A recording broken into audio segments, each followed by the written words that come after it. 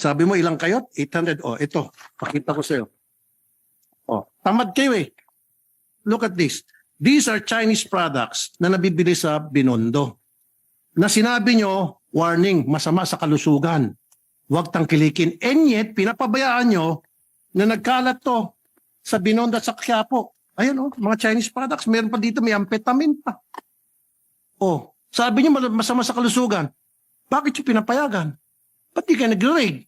Di ba meron kayong enforcement group na armed kung kailangan, di ba? Tapos meron pang biogesic dito na fake. Oh, nasa yung biogesic na fake? Meron din kami nabili fake na biogesic, fake na Neozep, and fake na Decolgen. Ayan. Alam nyo, Director General, itong mga fake na medicines, hindi natin alam kung anong formulation ito. Maring masama sa kalusugan to. Kung hindi man siguro effective, okay lang sana. Hindi tumatalab. Pero paano kung may side effect? Bakit hindi nyo po nahuhuli ito? Ba't kami? 800 ang tao nyo, kami ang tao ko, 2 lang ang tumutok dito, ang dami namin nagawa. Yung sinasabi nyong 1,000, 50,000 mga nakumpiska nyo, kung kami nga, milyonis na agad. 2 tao lang. Ano pa? Napa-down namin, na-flag down. Don't use that word na kulang kayo sa tao. O katulad yung sinabi ni Senator Erwin sa Palawan, since 2018, importante yun para sa libre dialysis sa probinsya. Hindi ma-aprobahan. Why? Kasi hindi kayo nakafocus doon. Kasi walang lagay yun eh. Kaya sinantabi nyo. Pero kung may mag-apply na malaking pharmaceutical companies, I bet you, aprobahan nyo agad yun. Kung hindi pala tumawag si Sen. Erwin, tenga lang yun. It's either inutil, tamad, or nag-aantay ng lagay. Ganun lang po yun. You guys are not doing anything. Akala ko ba mag-resign ka? Paano yan, sir? Yung hinamo kita dito noon na kapag naipadown ko yung mga hindi nyo mapadown for so many months and years, mag-resign ka. Sabi mo, we will comply. And then hinamo ko ulit yung boss mo, si DOH Secretary, na sabi ko, yung meron pa nga kayong produkto na 12 years na, hindi nyo mapadown, ma-take down. Tsaka yung mga sa advisory, sabi ko, paano ko mapatake down ko yan at hindi nyo mapatake down? Sabi kay DOH Secretary, Erbosa, would you ask Attorney Teston to resign? Sabi niya, yes. Sir, inutil ka po. I'm sorry to tell you. You're incompetent. At yan mismo, sinabi ng ARTA, kayo ang one of the most complaint agency. ARTA na po mismo nagsabi niyan. At dudugtungan ko. Dapat kayo, karamihan kayo sa management, magsiresign na kayo. Inutil kayo Wala kayong ginagawa kung hindi. Humintay lang siguro ng lagay mula sa mga malalaking pharmaceutical companies. Yung mga hindi naglalagay, sorry kayo, naglalagay, tuloy-tuloy lang, hindi gaya.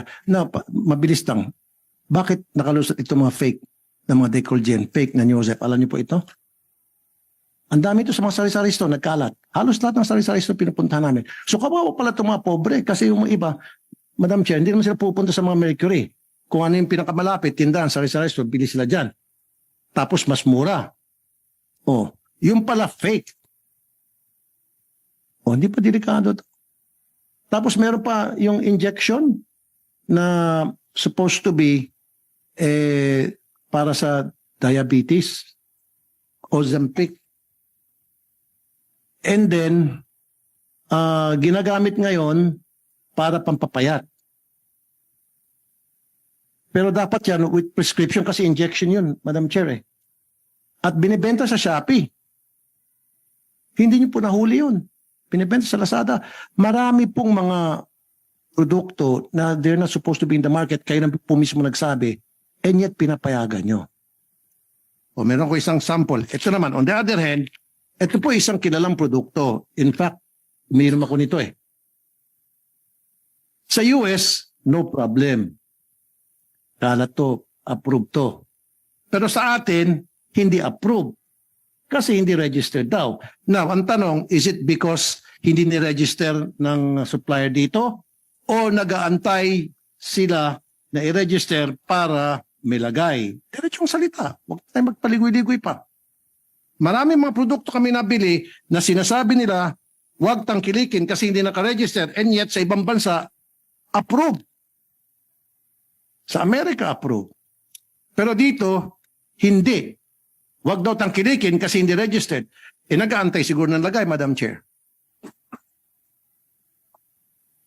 Alam nyo, Attorney Teston, ang dami nyo pong kapalpakan sa FDA. Matagal na po itong reklamo. Hindi lang, sa bagay, hindi lang po kayo. Remember, before you, nasibak. Bakit nasibak?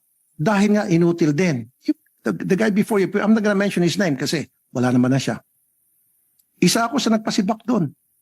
And then before pa, meron pa isang babae na FDA din, napasibak ko rin.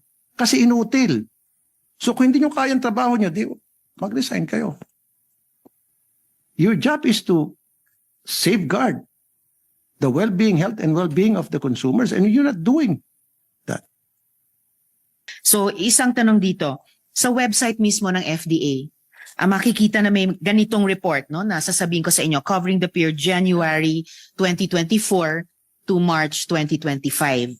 Seized counterfeit drug products, posible may kasama diyan dito, seized counterfeit products, may nakuha kayong in the value of 21,979,539 pesos.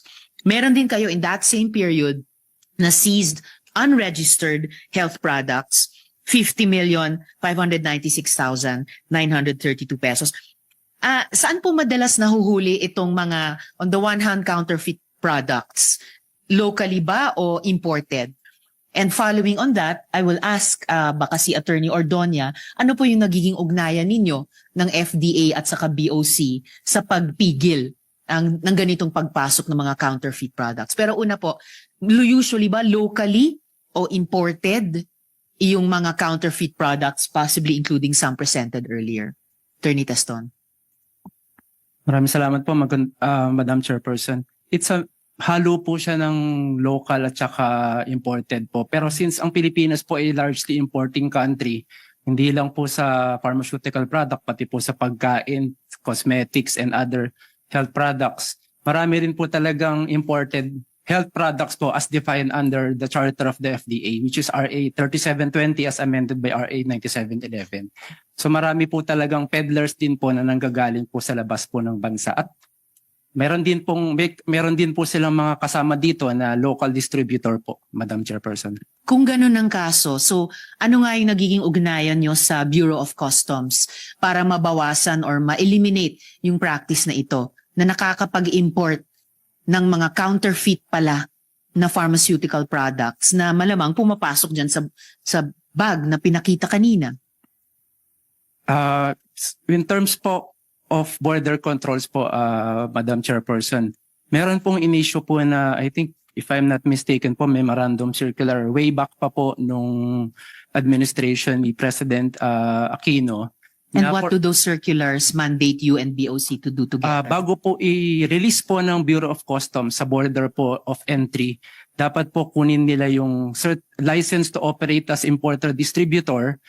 At hindi lang po dapat license to operate, dapat po yung produkto mismo, dapat meron po siyang market authorization o yung tinatawag po natin na Certificate of Product Registration.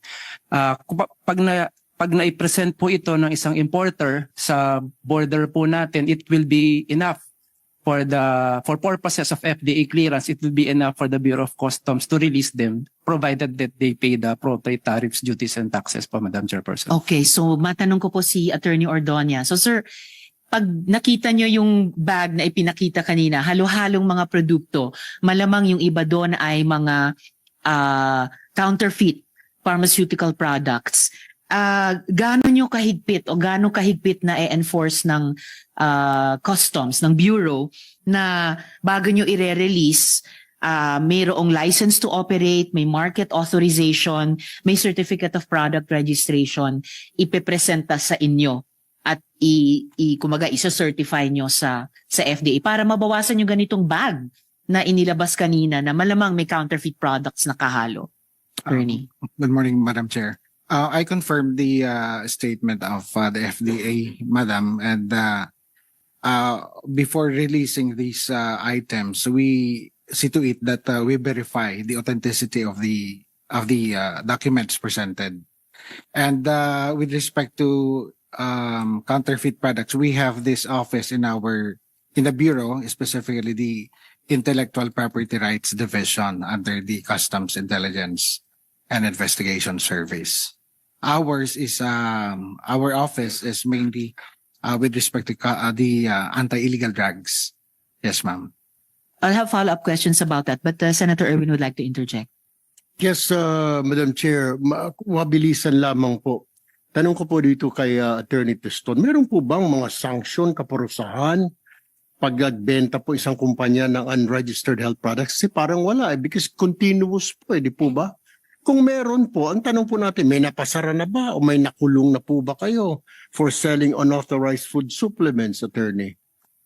Maraming salamat po, Madam Chairperson, Your Honor. Meron po under Republic Act 9711 which amended RA 3720. Sa makatuwid po, Your Honors, Madam Chairperson, marami pong pending administrative cases sa FDA po. Nung huli po ako nag-check, I think kahapon po yata, nasa 3,000 po yung administrative case sa FDA involving violation of FDA Act of RA 3720 and 9711. Ang penalty po sa administrative cases is between 50,000 to 500,000 pesos po. Pero patungkol po doon sa may criminal cases po, ang criminal cases po kasi kadalasan po ginagawa po namin jointly with the law enforcement officers. Andyan po ang NBI, andyan po ang PNP. Pag meron pong operation, alam naman po natin na ang nagpa-file po ng kaso is yung kadalasan po LEAs o kung may complainant man, pina-file po siya sa may piskalya and then nililitigate po siya sa korte. Ang tanong ko, Attorney, lagi natin naririnig, may batas, may ganito. Yes. Napakababa naman palang penalty kahit sino kayang bayaran yan. May nakulong na ho ba kayo? May na-prosecute na po ba? May nakulong para nasampula, napasara? Parang wala pa po ako naririnig. Madam Chairperson, may Wala. The answer is wala. I can attest to that. Wala.